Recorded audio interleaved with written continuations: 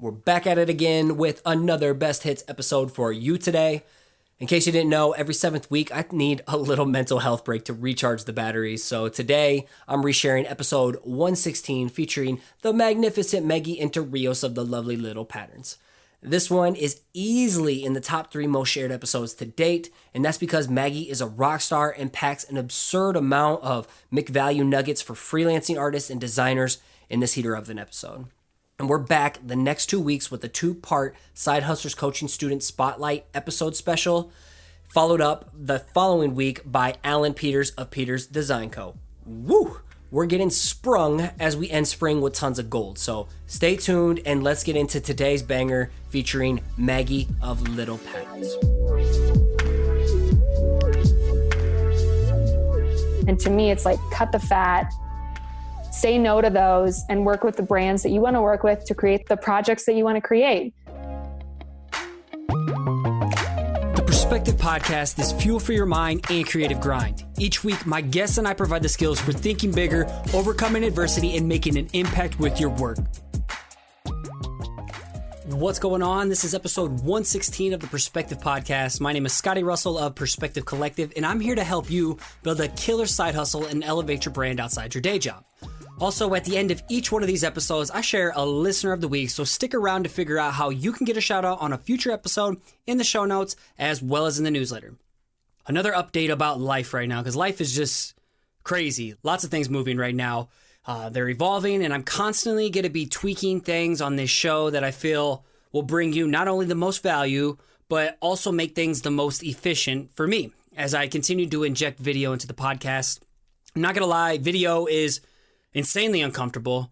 Last week's video is definitely not the best. It's challenging, it's stressful because I know the quality isn't where I want it to be or where I envision it to be. Yet, it's going to get there. And at the same time, though, nothing is ever perfect when you start. But it's really exciting to know that I'm working towards this bigger vision and I'm normalizing this fear of video at the same time. So here's a quick overview of what's going on in my world right now, as there's a lot of moving pieces. Currently, I'm creating this thing called, I'm calling it a side hustle war chest that's filled with resources like mural surprise and references and quoting strategies, 6 tips for finding time to grind outside the day job, iPad Pro accessories and Procreate resources, and my top tips for building an engaged audience. So those are the 4 that I pretty much almost have wrapped up right now. And I have a couple other ideas of what I want to do to make a 5th or a 6th one. And this is all going to be a free download for you, and it'll be available soon, all right, in exchange for an email, because growing my email list is number 1 this year, but I want to make sure I'm giving you value to do it, and I want my email to be valuable as well. And with the help of my homeboy, Tom Ross, CEO of Design Cuts, who will be on the show in March, with his help, I'm chipping away at a total website revamp, a total self-brand revamp. So I'm going to be doing my main site, perspective-collective.com, and perspectivepodcast.com. So I'm slowly putting that into the works. And by April 1st, I'm shooting to have interviews and solo episodes streamlined with video, both websites up and running, along with this war chest available to you, if not sooner. So yeah, that's all the announcements right now. Let's pivot into today's topic with our incredibly talented guest, Maggie of LittlePatterns. She's an illustrator, packaging expert, and author of both the Nature Observer Journal and the Gather Foraging Journal. Her incredibly detailed style has landed her clients like Apple, Instagram, the Chicago White Sox, and soon to be a massive release with no other than Champagne Poppy. And listen to the end or Google it if you don't know who that is. And while her work is out of this world, her business chops and willingness to transparently share her knowledge is what I admire the most and what sets her apart. So today, Maggie does not hold back as we go deep into topics like pricing your work for small brands and agencies, along with pitching, the importance of contracts and breaking down licensing. There's so much gold in those first 2 topics. We also talk about how to be more confident and take yourself seriously, how to define your label instead of letting others define it for you. There is so much gold in this episode, so much value, and I need your help spreading it. If you found this valuable today, please share it with your friends and your online following by taking a screenshot or video of you listening and share it on your Instagram stories, and make sure you tag me and Maggie so we can connect and I can reshare the love. And before we get started, I got to give a huge thanks to today's sponsor, Crop Conference. Crop is a 2-day celebration of creativity, community, and inspiration. They bring in the world's top creative talent like past guests Benny Gold, Young Jerks, and the Hoods by Design duo. Their upcoming April 18th and 19th lineup in Baton Rouge is no exception. Stick around for a killer promo code, and in the meantime, check out their Instagram at CropCons or CropCons.com for the full lineup.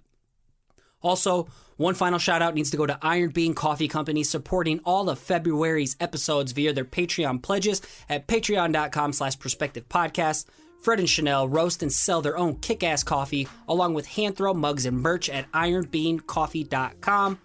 And again, if you've been following my Instagram stories, I've been showing sneak peeks and process videos of this insanely dope design of an owl in space with pizza, all kinds of cool things because owls are their mascots.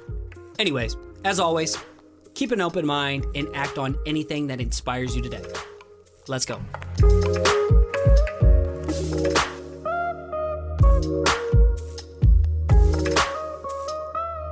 PC family, today I'm sitting here with the incredibly talented and patient Maggie Enterrios of LittlePattern. Welcome to the podcast. Thank you so much for being here. How are you today? Great. Third time's the charm. Third time's the charm. This is our third attempt of recording this. Nothing but technical difficulties, but, you know, we switched mics, we switched platforms, now we're on Skype. The video quality's probably not going to be there, but that's okay.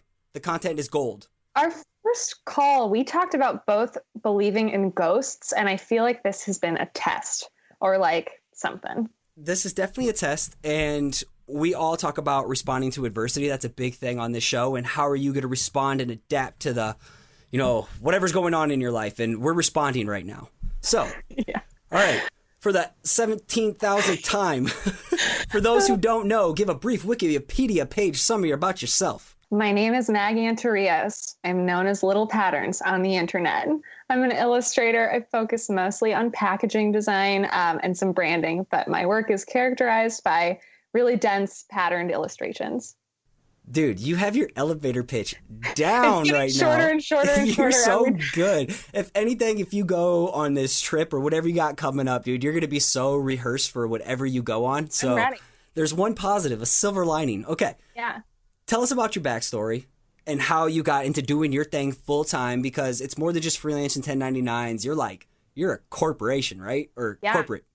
I'm a two-person corporation. Two-person. Husband and I, both on the payroll, making things happen. Yeah. Killing it. How did it get there? Because you started in tech and now you're doing your thing full-time as LittlePatterns. Yeah. So about 10 years ago, I'm 29 now. So when I was in college, I went to art school in Chicago. When I was in college, I signed up at a temp agency who placed me at Grubhub, which was a tech startup in Chicago. And I was a data entry temp. So my job was to crop the logos out of scanned restaurant menus and upload them to the Grubhub site. And that's all I did every day. And then the company was so scrappy and small at that point. I think there were only like 40 employees. So right around when I was nearing graduation, I was around 20 years old, I asked if I could do a few little graphic design tasks around the office. So I was kind of designing like internal posters, stuff like that. And it was like a really cartoon, character-driven aesthetic. So just like using the pen tool in Photoshop and building these like really tacky cartoons. But that was part of the brand. And I just kind of started picking up hours here and there. I was working as, you know, an hourly temp. And right around when I was getting ready to get out of school, I asked the creative director if there was any chance he would bring me on as a freelancer. And he was like, yeah, sounds great.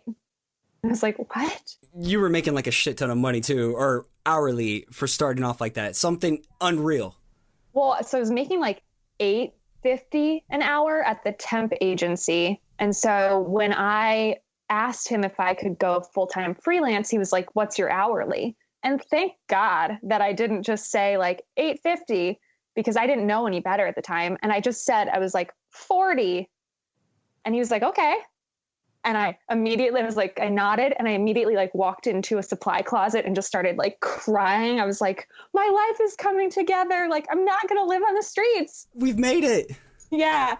So I worked there for about 4.5 years, just sort of climbed the ladder. I was brought on full time, became an art director. I actually stayed freelance for that entire time, but I was working 50 hours a week, at a desk at Grubhub. So it was kind of an odd situation. But what happened was I was happy there, but I kind of could see this bigger picture where I knew I didn't necessarily want to do corporate style graphic design for forever, even though it was going well. So I decided that the only way I was really going to get my career to the next level was I had to take a position somewhere else, and somewhere else where no one saw me as like the data entry temp anymore. So I got a job as the art director, and effectively the head of design at this second startup. But like the day I started there, I started thinking to myself, you have 1 year. And in that 1 year, you need to build something for yourself. Like, this is a good transition stage, and it's a new job, and you don't have any of the baggage of the last job. Like, it's a chance to start fresh. But I really got serious about freelancing on the side. So I was picking up, gigs here and there, like really shitty illustration jobs. Like, how much for a pop per each one? Like, how much were those at the beginning? Mine were like $50 a pop. Like $20 or free. I designed the only banner for the only vegetarian stand at Chicago Hot Dog Fest, where it was like a cartoon kebab with like little gloves on. Like, I had to look at myself do that. It was just like really bad. And I took on gigs like my parents would meet a woman who owned a thing with her sister, and the sister would call me and be like, we need a logo, I'll give you $5. And I was like, okay. Like, I was getting that solid income from my art director job. And I thought to myself, around the 6-month mark, I thought, okay, and it had gotten a little better by this point. Like, that was my early freelance gigs, but I was starting to get some at least really aesthetically pleasing gigs for very low fees, but it was moving in the direction of LittlePatterns. So I was getting work that was exciting to work on. I was doing a lot of concept art. So people would say, hey, I'm designing a wine and I need an illustration. Our budget is $200. Our budget is $400. And the artwork never went to print or never got chosen. But I was doing these little gigs here and there that I could kind of sort of piece together. And I told myself that if I could get to 15 hours a week of freelance, in addition to my full-time job, that if I could fill 15 hours with illustration, then I could fill 40 hours with illustration. For sure. Like proof of concept kind of thing. It was like, once I get to that 15-hour mark, I'm going to quit. And you'd been saving up too, right? Yeah. Well, honestly, I was making a lot. I was very privileged in the sense that I was making an art director salary, like with stock options. And this was my side hustle, but I took it so very seriously. Like, no nights, no weekends. I mean, I was really hitting it hard in the way that I do think true entrepreneurs understand you have to do. Like, everybody says, I have this dream, but I'm so tired when I get home at the end of the day. I hear it all the time. But you do have to push through it. Like, I was not happy illustrating until 3 a.m. Like, it sucked, but I could see the bigger picture. I had a really good support system. So my husband, who was then my boyfriend, was always like, do it, go for it. He's a keeper. Well, I kept him so far. And yeah, I remember like taking the train into work about 3 months before I quit. And that was the day that I was like, let's do it. It's happening. LittlePatterns had taken off a little bit.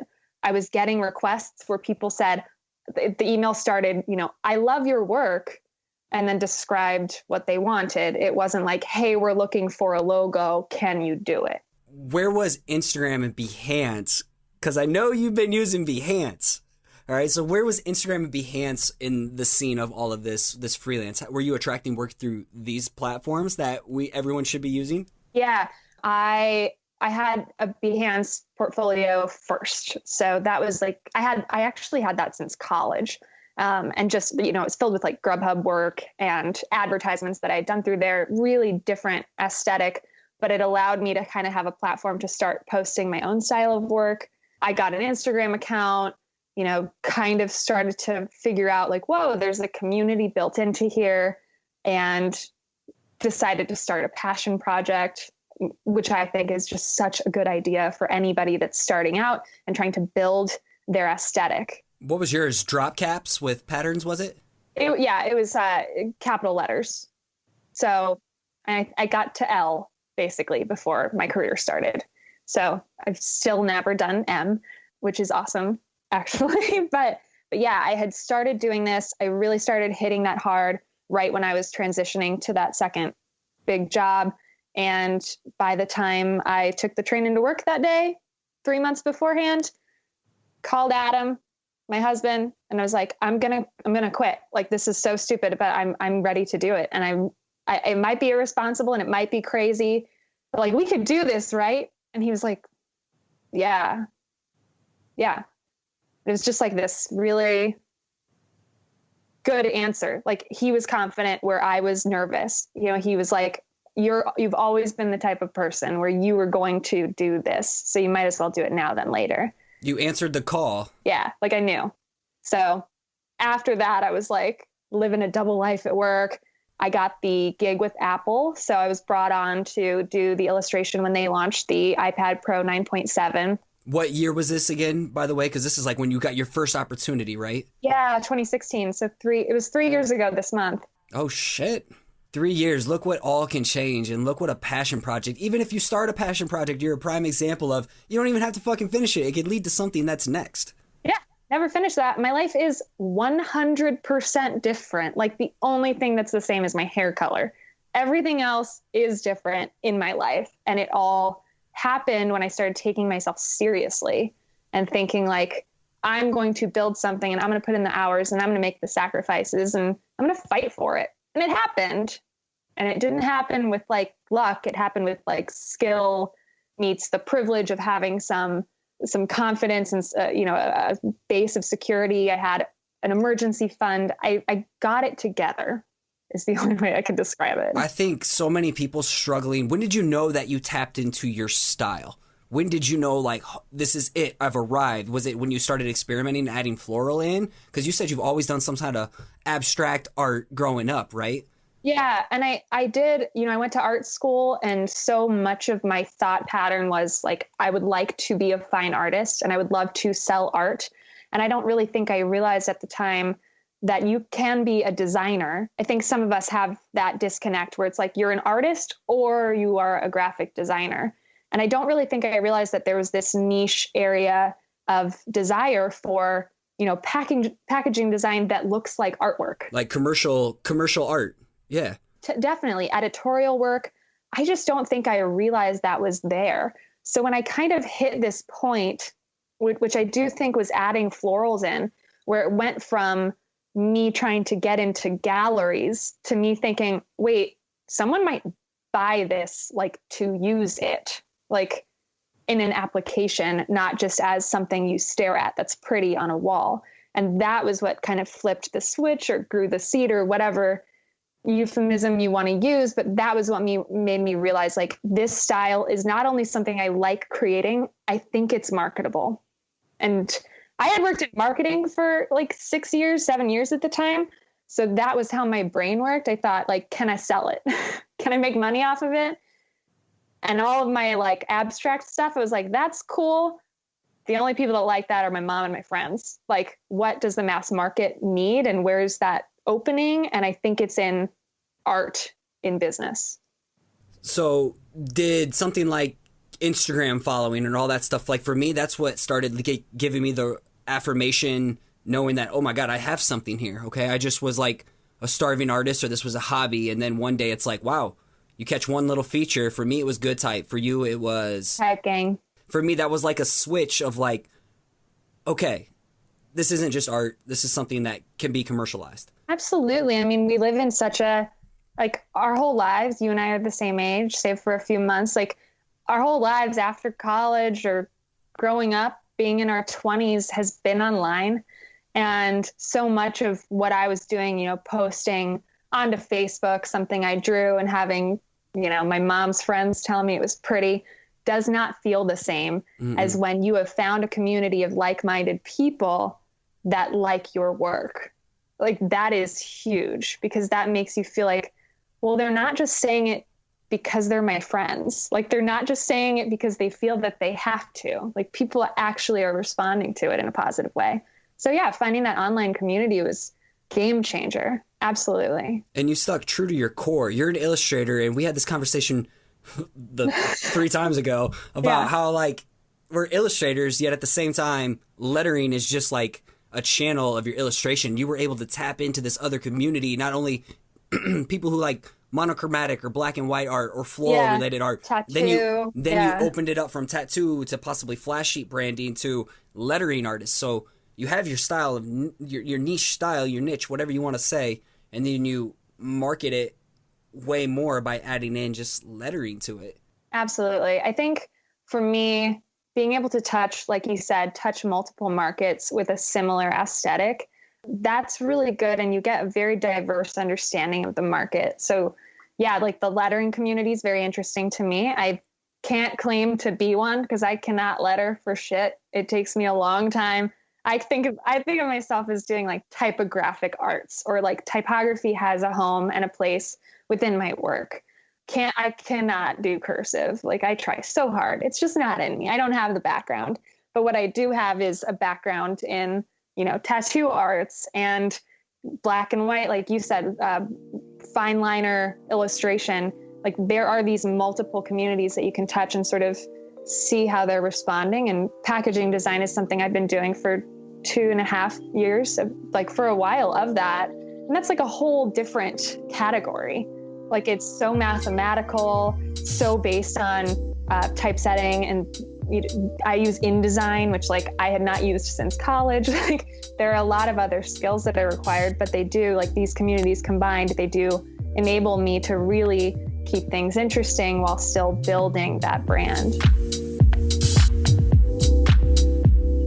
I want to take a few moments of your time to give a huge shout out to Matt and Ariadna Dawson for putting on Crop Conference. They produced 5 sold out events in 3 short years through Crop and their pop-up crop events.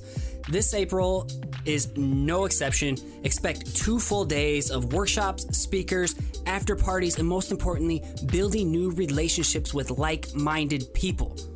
All right, I can't explain how much conferences have changed my life, especially ones like Crop. And this year includes big names like Lauren Hom, James Victori, John Contino. I got Foog Strader hosting a workshop. My friend Adam Viccarell, he'll be speaking, as well as my awesome friend Lisa Quine, who is just an absolute beast, and she's been on the show. Those last 3 people, plus Lauren Hom, they've all been on the show before. But you should totally check them out. So here is a podcast listener only deal. When registering for Crop 2019 in April, use the code PIZZA to automatically be entered to win a free ticket to their pop-up crop fall event. Potentially, that's 2 conferences for the price of 1. And you cannot beat that. And again, this one will sell out just like all 5 of their other events have. So use PIZZA and register at cropcons.com today. Your boy's going to be there. I already got my Airbnb booked. Airbnbs are booking up quick too, so get on it now. Otherwise, there's 2 dope hotels. Everything's within walking distance. It's a close, intimate setting. It's super special, so come and party with me and the crew. Thanks, Crop. Thanks, Matt and Ariadna. I appreciate you guys, and I love you. I want to dive into, because you know a lot from this business angle, and I know most of my listeners really struggle, sinking their teeth into the business side, putting on the business cap and turning off or taking off the creative hat, flipping the switch. What's the process like for you when onboarding a client? Where are you getting your leads or your inquiries? And what's it like when you're pitching them, you're then pitching the price, you're presenting your concepts to them? And then I want to dive into licensing and contracts, because you are a wealth of knowledge and you're going to blow people's minds with this. Yeah. So, most project inquiries do not come in through Instagram. I kind of have this, I don't call it a joke, but it's like this lighthearted feeling towards leads from Instagram, because if someone doesn't go to my website, it's probably not a valuable lead. Somebody who actually needs work is going to take that moment to click, go to the website, read, find my contact info, send a message. But most of my work comes through my website, and people find me a lot on Pinterest. That's huge. Art directors are just like us. They make boards and they build their ideas before they reach out to artists. So I make sure that I have a presence across platforms. I tag, across Instagram, Behance, Dribbble, and my own website. And I have that all filter into Pinterest, just in the hopes that it makes itself onto as many inspiration boards as possible. Smart. Yeah. But like you said, there are two buckets of clients that I usually get. I have companies or people that own their own company. And then I have agencies that have been hired by companies. And those are two very different buckets, and they're very different in how you deal with them. Licensing is pretty huge, which I feel like is this kind of behemoth of uncertainty that everybody has. Like, I get so many emails and questions that are just the words, "What is licensing?" And I'm like, I can help. So the interesting thing about illustration versus graphic design is that, and I don't really know why this is, but I'm not complaining, but illustration is viewed by like the Copyright Alliance of America or something like that. Illustration is viewed as original artwork. So you, as the creator of an illustration, inherently own the copyright. That's how original artwork creation works. It is a product of your intellectual property. It is something that you create. It is yours. Someone can pay you for your time, but they're not paying for the artwork. So the way that I structure my deals with people are, it's a twofold. It's artwork creation plus a licensing fee. And that licensing fee allows you to buy or borrow the rights to that piece of original artwork. And of course, it's different working with smaller companies versus bigger companies, because so much of a licensing fee depends on the footprint of that artwork.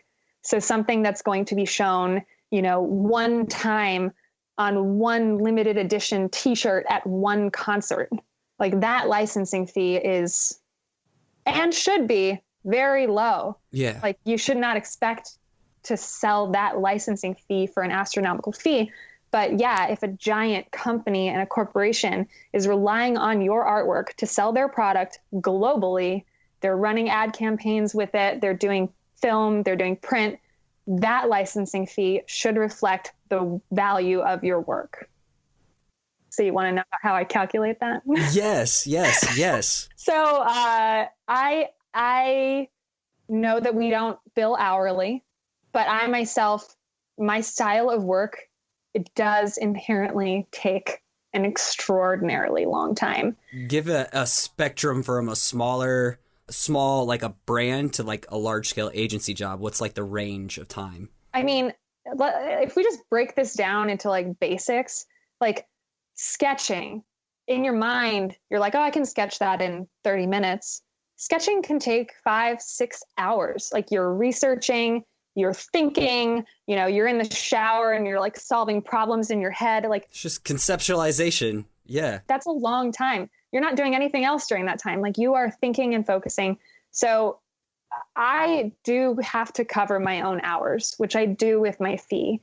I don't necessarily have an hourly fee, but yeah, a design that takes, if somebody was designing like an album cover with a simplistic vector style illustration, even though I'm not devaluing like the worth of their art, yes, it does take probably 95% less time than it takes me to illustrate something. So my pricing reflects that. I'm a pretty expensive designer. As you should be. If I'm being perfectly honest, yeah. Well, and the wealth that the knowledge that you're spitting today too, just, that's bonus value, like you're educated as well. You're a professional.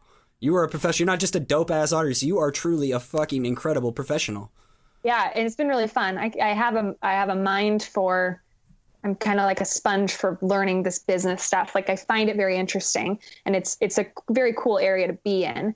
But yeah. So my creation fee for artwork typically covers what would normally take me like 15 to 40 hours.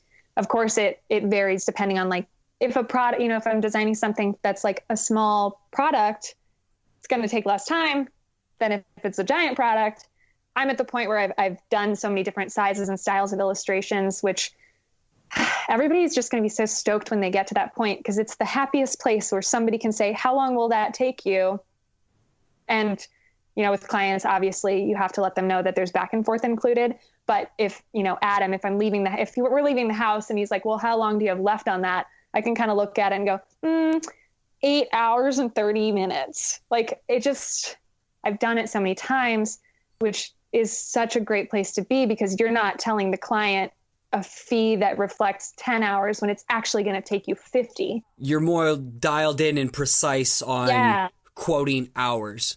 Yeah. But I really encourage everybody to track the actual time it takes you to do actual projects, passion projects, everything you do. Smart. Just track your hours now, because if you're building that portfolio of things that you want people to hire you for, you want to be able to know the value of that work, because in your mind, you're always going to minimize it. You're going to look at your drawing and say, oh, that took me 2 hours. It took you 10, but you're billing your client thinking you can do something like that in 2 hours, which you probably can't, because there's a ton of back and forth in the production time.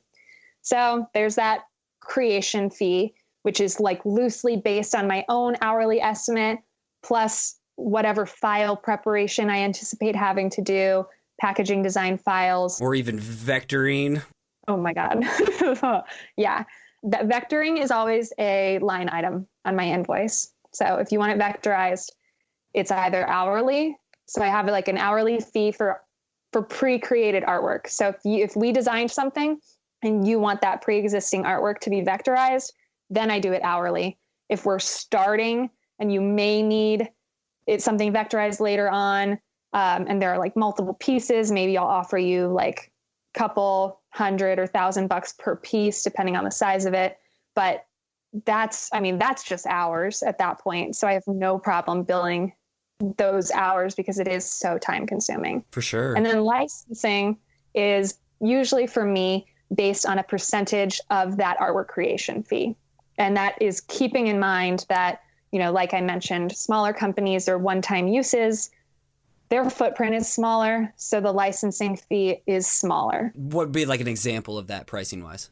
So if I do a $2,500, I should pick a whole number. Let's say I'll do a $5,000 drawing, and it's for a mid-sized company, and they are distributing in the States.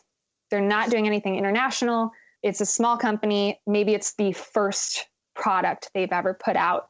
Then my licensing fee for that would probably be about 100%. So it would be an additional $5,000, making a $10,000 project. And that's just for a short-term licensing, or is that a buyout? Yeah. So I usually break it into 1 year, 3 year, and buyout options. Most packaging people want the full buyout. Cha-ching. For those of you who don't know what a full buyout is, the artwork is theirs to use in perpetuity. A lot of people tell you not to do full buyout. I personally have no problem with it. I think that if I'm creating the artwork for a purpose, I cannot imagine relicensing that artwork to somebody else. I think that devalues my own brand. I think that devalues the artwork that we created. I love having happy clients. I don't want those clients to feel like I'm going to jack them on something but knowing that budgets are flexible, I always offer a 1 or 3 year license, which is great for somebody that's, trying out this new t-shirt design or trying out this certain product for holiday collections. If they're doing a holiday 2019 collection, they don't need that collection in 2020. So they're more likely to buy a 1 year license. And so a 1 year license would probably be about 30% of my creation fee for a smaller company, where if it's a giant company, then it could go up as high as 300%. So that would be $15,000 of licensing on top of that $5,000 creation fee. Whew. So it really does fluctuate, which is a good time to plug my favorite book, which you're going to tag for sure, right? Yes.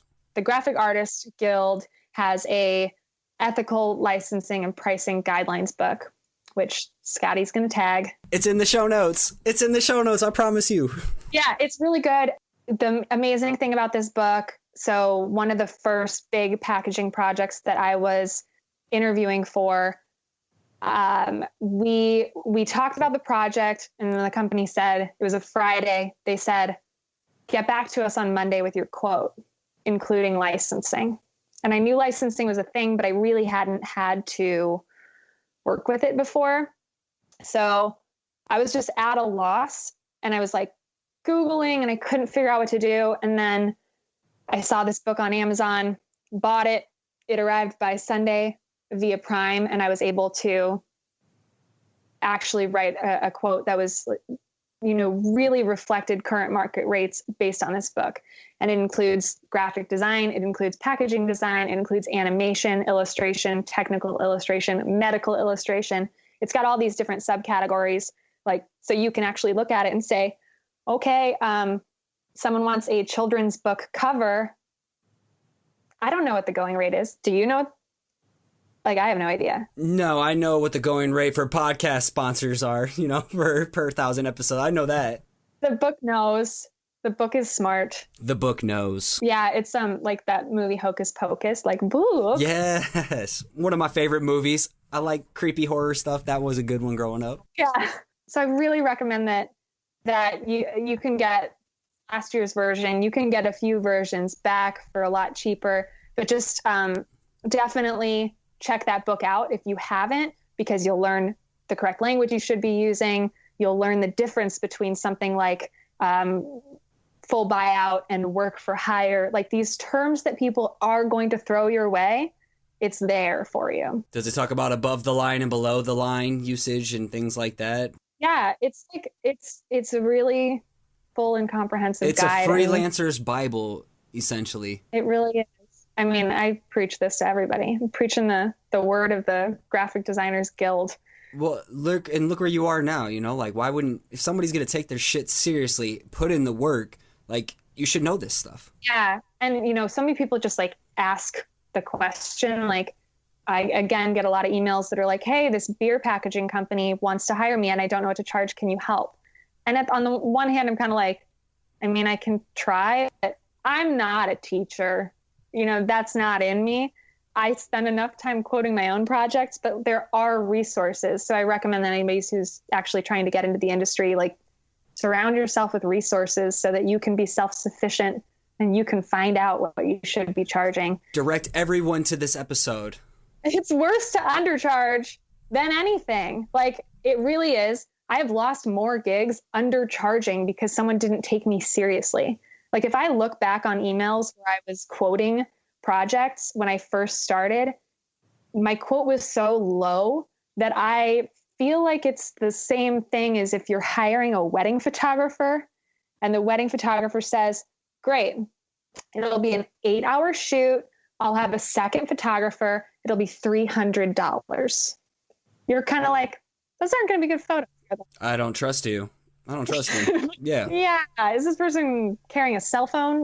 Are they a college student? What's happening here? It's the same thing. By undercharging, you're probably also not going to get work because someone won't think that you know what you're doing. It falls back to the line of what you drove home earlier. Take yourself seriously. The more you continue to take yourself seriously and, see yourself in this different light as I'm a professional, I'm a designer, I'm an illustrator. The more you continue to show up with this mindset and project it onto the world's eventually going to start aligning with it and see you as that too. I definitely think so. Yeah. Yeah. Have fun, build out those contract templates, build out your quote template, make a little cover page when you send off your sketches. Pitch decks too. Pitch decks, build a pitch deck. And you know how you can find out how to build a pitch deck? The internet. Google. It's great. Yeah. Bing or Yahoo. Yeah. I love Bing. Hugely important in my career. Shush. But really, take yourself seriously. Imagine how somebody would, what would impress you if somebody sent you an email. It's if they have, concise, positive language, they're well-spoken, they send you an organized brief, they're reliable. All these things are things that you should be projecting outwardly as well. Go the extra mile. Spend a little time, get organized, get educated. It's really possible. There's a lot of work out there.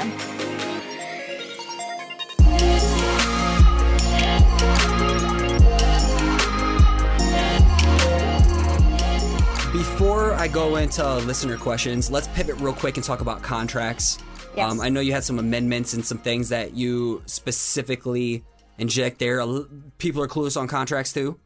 Yeah. Also, there's sample contracts in that book. I'm telling you, wealth of knowledge. But yeah, contracts are huge. Making sure that you have your deliverables set at the beginning of a project. I usually do flat fee contracts, but I include stipulations that, this contract gets you exactly 5 sketches, 1 idea taken to completion. It includes vector. If you have added that on, that is the scope of our project. Any work exceeding the scope of that project, additional concepts, changes in direction, that will be billed hourly or will require a new agreement. Like the earlier on in a project that you can set the ground rules, the less problems you'll have later on. And it's so worth it to take the time to do that at the beginning. So one of the big things for me as well is liability. We work in an industry where somebody can give us an idea of something that they want. Like if you, Scotty, said to me that you wanted a logo and you're like, what I really want is, a unicorn jumping over a moon with like flames behind it and laser beams shooting out of its eyes. I'm like, wow, how cool. What a fun idea. That sounds interesting. But I don't know if you actually just saw that idea somewhere else and you're adapting it. Like to me, it's implied that it's from your own brain, but there's no way to actually be sure. So liability is huge. What that means is like, who is the responsible party in a case of copyright infringement? So most contracts, if you get them from companies, if companies hire you, ask them if they have a general services agreement that they want to send you. Most of them do. Most of them have legal teams, at least the bigger companies do. And if they don't, it's on you to write a contract. There are lots of LegalZoom. There are tons of like legal services that you can use to look over your contracts. You can do it one time, build one contract that is your standard contract, and then you're kind of good to go from there on out. But I include a liability clause in my own contract, which basically says that if the client is the one who gave me the concept, then the liability is on them. Like if they tell me like we have this beautiful package and we want like leaves covering it, that's vague. That's on me to figure out how those leaves look.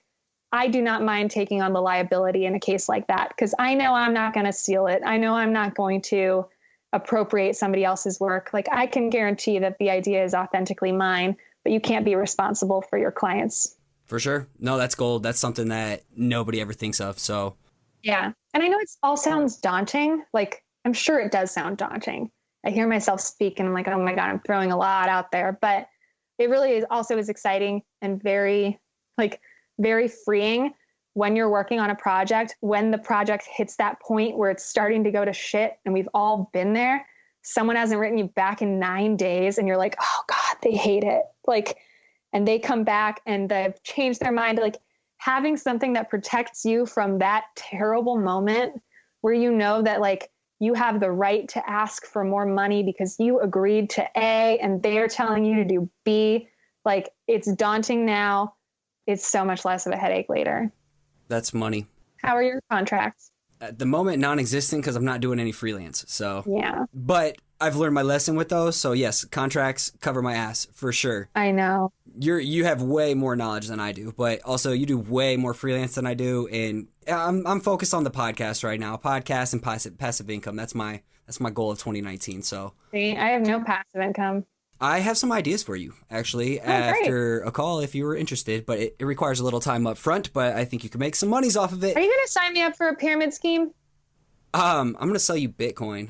No. Is it that permanent lipstick thing? Nope. None of that shit. That's not my style. I sell value, just like you. Yeah. Before we go into some rapid fires, I want to get to some listener questions, and you can just answer these quickly too. So Belinda Koo asks, how long does it take from sketch to completion on a typical piece? And let's just say something like a small brand to a large brand. We kind of covered it, but like what's the smallest amount that you'll do and what's the largest amount?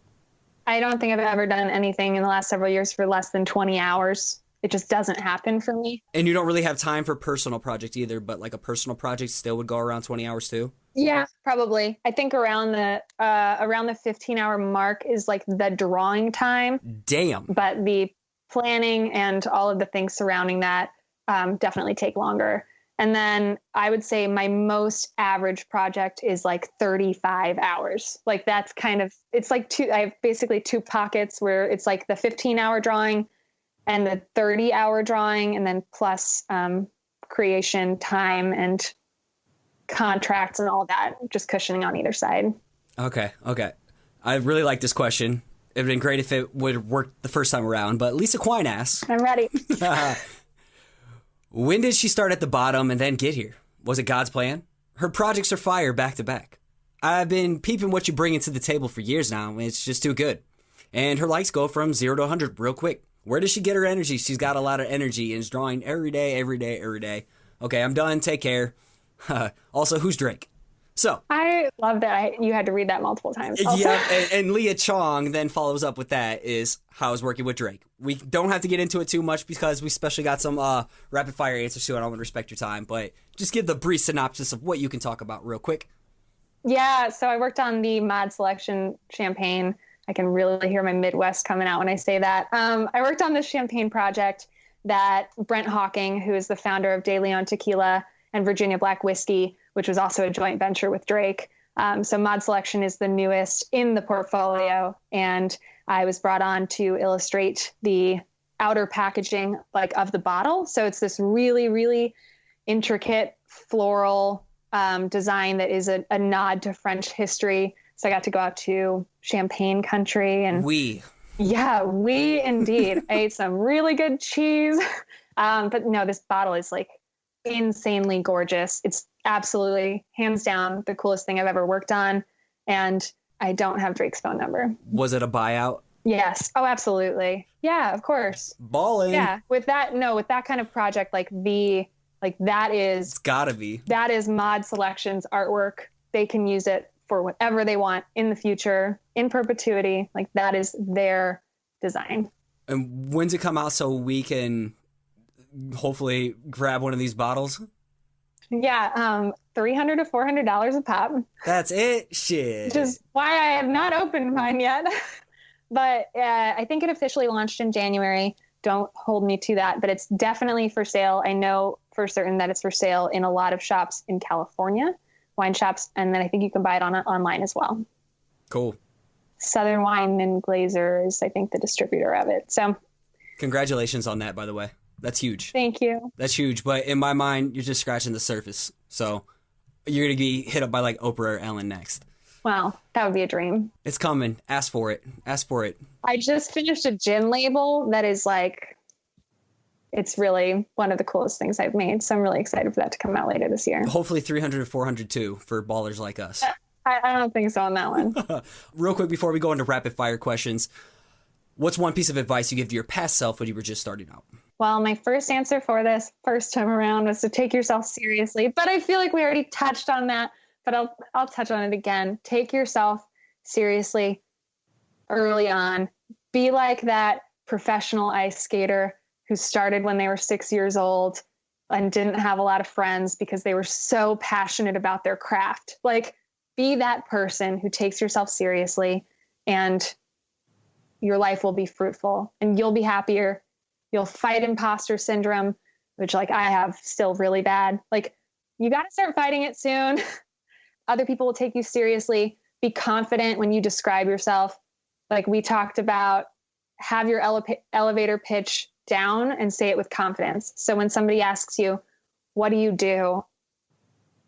Make sure you know your answer so that you don't waffle through it. You don't want to be the person who's I draw, but so what I really want to do is, so I'm an artist, but nobody wants that person. Don't do that. You want to be able to confidently say, I'm an artist. Leave it to the person you're talking to ask the follow-up, but practice saying that about yourself. Money. Yeah. Bunny, I needed you to tell me that 3 years ago. Have you worked on your elevator pitch since we last talked? Oh, I already got that down. Ours were good. Yeah, ours were pretty good. I've had to use it enough now, so I got it down. Will you say it again? Okay, my name is Scotty Russell. I operate, create, and teach under the platform Perspective Collective. I'm the host of the Perspective Podcast, and I'm also a creative coach helping creatives like you build your side hustle and grow your brand outside your day job. That elevator had to be slow closing, but it was good. I'm a creative coach. Yeah. Yeah. Elevator pitch is like, I was told, around 10 seconds to 15 seconds. It depends what floor you're going to, I guess. Exactly. It depends on the elevator. This is my escalator pitch. Yeah, escalator pitch. When you're passing, going up, going down. Exactly. You can scream it at the end. Rapid fire.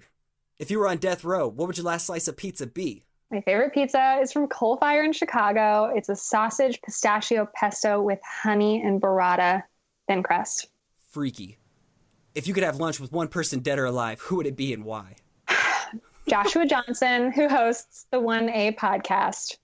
It's my favorite podcast, other than yours. No, it's actually my favorite. I listen to it every day. I'm not offended. Every day. Not offended it's at all. so good. This guy. What's your guilty pleasure outside of design? Guilty is hard, but I like cooking. Reality television. Reality television. Are you a Kardashian fan? No, actually. I only do shows where like someone's fighting for love, but like it's never going to happen for them. Brett Michaels, like, Rock of Love. Like The Bachelor kind of thing. Yeah. Yeah, okay. No, I just watch them to make fun of people. Okay, cool. Where do you seek your inspiration, online and offline? I try not to find inspiration online. I love that. I'm working on that. Take that to the bank, everyone. Honestly, it's such a echo chamber sometimes, and I really don't want to say that in a negative way, and I don't intend to imply that other artists are echoing each other a ton. They are. But the thing is, if you're only getting this inspiration from people you follow, you're only getting 900 people just kind of bouncing off and on each other. It's like you're on an island, right? Like you only know what's going on that island. So I try really hard not to be on the internet, not to gain inspiration from the internet. I try to go outside. I try to learn about things. I'm a big reader. I really like stories about like mountaineering, like things that are so different than what I do, because it just helps diversify what you're working on. And you want to have a proprietary style that is not anybody else's. And I personally find that I'm only able to do that if I'm not looking at somebody else. So Word. I actually don't follow I follow a lot of people, but I try not to follow people that I feel I could have a similar aesthetic to. And it's not because I don't love their work. It's because I don't want to see their work when I close my eyes. Totally get it. Yeah. I think that's such a huge tip. Okay. Where can people go to follow you online to gain inspiration from you and support you? And real quick, give a shameless plug about your Nature and Gather guided journals. Yeah. So you can follow me at LittlePatterns across platforms. I'm on Behance, I'm on Dribbble, I'm on Instagram. I'm out in the world. I visited 36 states last year, so you might see me bopping around and you can say hi now that you know what my face looks like. Come to Iowa. Wow. I was in Chicago for too long. I'm not going to go over there. I get it. Yeah. And then I have 2 books out that were both published with Timber Press. So they're guided journals, which means that they are journals that have calendars already inside of them that are undated. They have writing prompts. You can color them. They're like grown-up activity books. And you can find those on Amazon. You can either look up my first and last name, Maggie Enterrios, or you can look up Gather, a foraging journal, or Nature Observer, a guided journal. Even easier, go to the freaking show notes. There you go. I gotcha. Maggie, thank you so much for your time and then your time again. I know this is going to be a listener favorite. For real, I appreciate the hell out of you and the knowledge you dropped today. I can't wait to drop this one. Thank you so much. Thank you. Hopefully we don't have to do this a 4th time. And the next time it can just be different stuff. And the next time it'll be different stuff in the future. You were totally going to be on again. Thank you again. Have an incredible day. Enjoy your trip. Bye, everyone.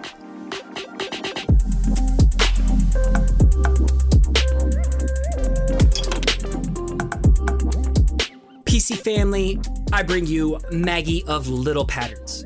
Now, Maggie just dished out straight fire, and I know this one will be a listener favorite, no doubt, and you know what to do. So if what she said made an impact on you today and brought you value to your creative side hustle, go right now, show her some love on all of her social platforms, pepper her, show her some encouragement, go like some photos, DM her, blow her up, all right? Go blow her up. And we're going to find a way to set up some time to follow up with all your questions, and she's going to answer them all directly in the private Facebook group. So join this free community, this free family right now, also at the Perspective-Collective on Facebook. Maggie, thank you so much for your time. You absolutely crushed it today, and you deserve yourself another canned wine to celebrate. And you also mentioned that you drink box wine, so whatever floats your boat. Also, last thing about this is Maggie provided a ton of references and links and resources for what we talked about today. And you can find all this in the show notes, as well as a video of our conversation over at perspective-collective.com/116. All right, if you're digging what you hear and you want to support the growth of this show, there's two ways you can make this happen. The first is you can financially support the show by backing the podcast over at patreon.com/perspectivepodcast, just like my friends did over at Iron Bean Coffee Company.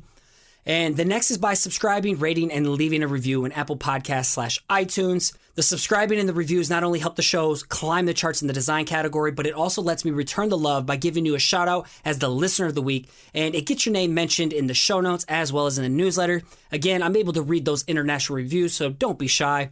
This listener of the week goes to Riveting and Revolting from Austria. They titled it Great Podcast for Creatives. They say, Scotty has great interviews with big names in the design and lettering world. Each episode is super informative, and he does a great job breaking down key takeaways and giving listeners actionable steps to grow your creative game. Damn straight, that's exactly what I'm trying to do. Thanks so much for taking the time to do it. And as I wrap things up, I want to give a huge thank you to my podcast editor, Anya Brennan, executive assistant, Paige Garland, and the newcomer, video specialist, Colton Bacher. I could not do this without you guys. And a huge thanks goes to Nick Jenkins of Bluka for all the dope theme music you hear on the show. Listen and support him at SoundCloud, Spotify, and Instagram at Bluka. That's BLOOKAH. And as you finish off your week here strong, I want to continue to encourage you to keep showing up, keep putting in the work, and keep creating. You got this.